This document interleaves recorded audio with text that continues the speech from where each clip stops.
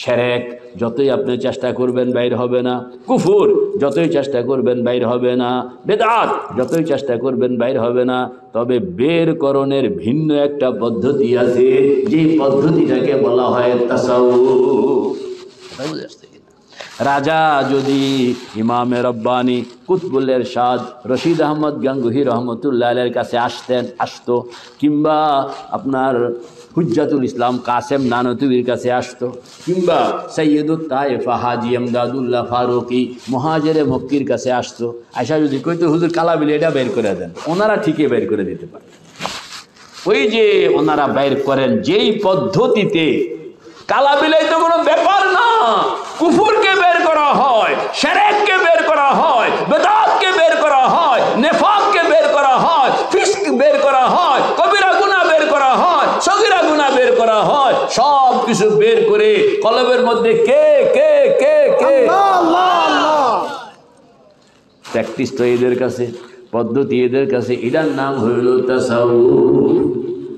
শুধু উরুস করলাম, মিলাদ করলাম, এটার নাম তাসাউফ নয়। আপনার ভিতর থেকে ওইটাকে বের করতে হবে।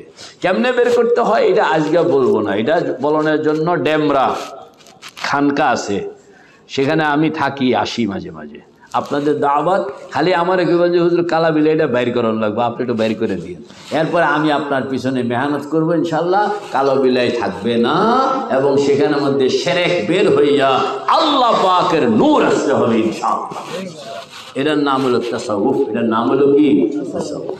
মেরে ভাই ও দোস্ত বুজুর্গ, ওই মনকে রেডি করন, আল্লাহর জন্য তৈয়ার করন, এটা এত সোজা না, বহু সময় লাগে।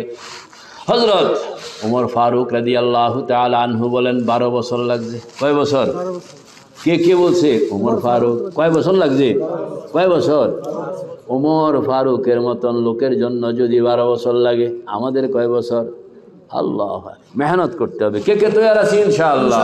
নারায়ে তাকবীর, আল্লাহু আকবার। নামাজ জানদার, আখিরাত শানদার। নামাজ জানদার, আখিরাত শানদার। জানদার মানে আপনি আল্লাহু আকবার নিয়ত বানছেন, তখন আপনি শুধু শরীরটা নামাজের মধ্যে আছে তা নয়, বরং কে থাকতে হবে?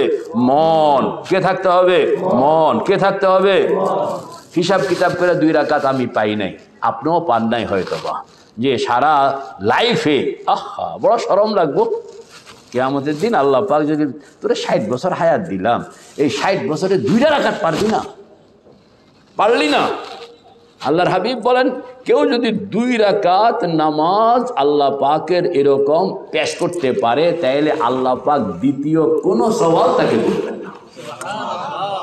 তাহলে আপনি নিয়ত করেন না যে মৌতের আগে হইল, বলেন মৌতের আগে হইল এরকম 2 রাকাত নামাজ পড়ে ছাড়বো, বলেন না, যে মৌতের আগে হইলেও, বলেন না, বলেন মৌতের আগে হইল এরকম 2 রাকাত নামাজ পড়ে।